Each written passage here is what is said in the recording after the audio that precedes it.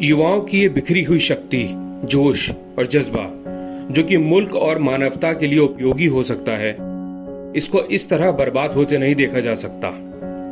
इसका उपयोग देश हित में करने की जरूरत है। जमीयत उलेमा हिंद ने इन ताकतों को एकजुट करने और उन्हें इस देश की मिट्टी और मानवता के लिए उपयोगी बनाने के लिए जमीयत यूथ क्लब की स्थापना की। एक कमजोर के पास तो कुछ ताकत होती नहीं, वो कमजोर ताकत हासिल कर लेता है और उस ताकत के साथ दूसरी ताकतें मिल जाती हैं। ये दिखाना है कि किस तरह हम एक दूसरे के साथ मिलकर ताकतवर हो जाते हैं। तो आपकी ताकत का अमली मुजाहिरा है इसमें। कौन सी ताकत का?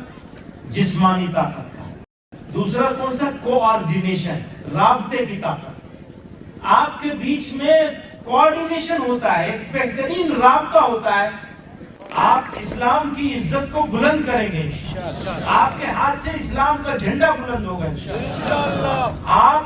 आप जमीन नहीं जीतेंगे, आप लोगों के दिलों को जीतेंगे। जमीयत यूथ क्लब ने अब तक 485 से भी ज्यादा बेसिक और प्राइमरी कैंप्स, 65 से भी ज्यादा एडवांस कैंप्स में 22,000 से ज्यादा यूथ को ट्रेन किया है और इनमें से 173 यूथ अभी तक 14 नेशनल लेवल पे पार्टिसिपेट कर चुके हैं और उनमें से 93 से भी ज्यादा गवर्नर अवार्ड ले चुके हैं।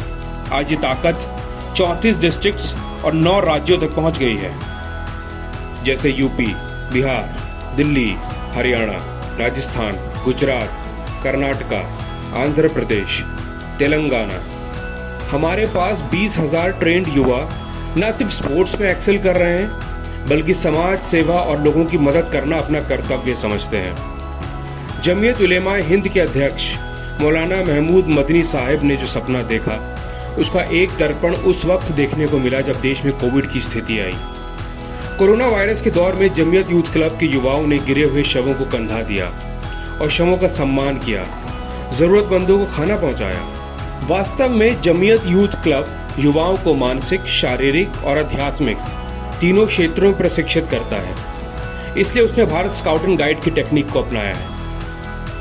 जमीयत यूथ क्लब के मानवता के लिए किए गए कामों की खुद माननीय प्रधानमंत्री अपनी मन की बात में चर्चा कर चुके हैं।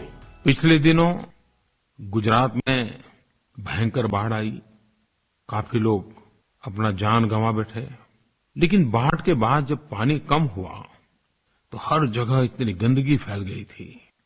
ऐसे समय में गुजरात के बनासकांठा जिले के धानेरा में जमीयत उलेमा हिंद के कार्यकर्ताओं ने बाढ़ प्रभावित 22 मंदिर एवं 3 मस्जिदों की चरणबद्ध तरीके से साफ सफाई की। स्वच्छता के लिए एकता का उत्तम उदाहरण, हर किसी को प्रेरणा देने वाला ऐसा उदाहरण जमीयत उलेमा हिंद के सभी कार्यकर्ताओं ने दिया। स्वच्छता के लिए समर्पण भाव से किया गया प्रयास, यह अगर हमारा स्थायी स्वभाव बन जाए तो हमारा देश कहां से कहां पहुंच सकता है। जरूरत इस बात की है कि हम थके बिना चलते रहें। जिनकी नजर पहाड़ की चोटियों पर होती है, उनके यहां विश्राम, आराम कुछ नहीं होता। आराम तो काम में है। अगर आराम में है तो फिर काम ही क्या। आप लोग स्पेशल हैं, आप लोग सिलेक्टेड हैं। आपको कुछ करके दिखाना है। आपका ये खेल, आपकी ये ट्रेनिंग, आपकी ये कोशिश आपके लिए नहीं है, आपके देश के लिए है, आपके लोगों के लिए है, आपकी अगली जनरेशन के लिए है। आपको ये आज़म करना पड़ेगा जमीयत यूथ क्लब को कि अगले, आज 28 थे तो अगले साल के अंदर यहाँ कहीं भी इकट्ठे होंगे तो कम से कम 2800 होने चाहिए हमारे पास। लेकिन मैं ये मानता हूँ कि अगर एक लड़का हो तो कम से कम 2 लड़की हमारी गाइड बननी चाहिए, डबल होनी चाहिए।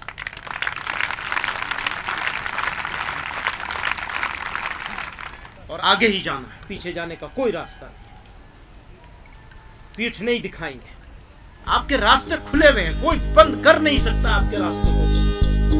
देश मेरे मेरी जान है तू, देश मेरे मेरी जान है तू, देश मेरे मेरी शान है तू, देश मेरे मेरी शान है तू। जमीयत उलेमाए हिंद का सपना है कि अगले 10 सालों में 1.25 करोड़ से भी ज्यादा नौजवानों के साथ जुड़ा जाए, ताकि न सिर्फ नौजवान आगे बढ़े बल्कि मुल्क भी आगे बढ़े।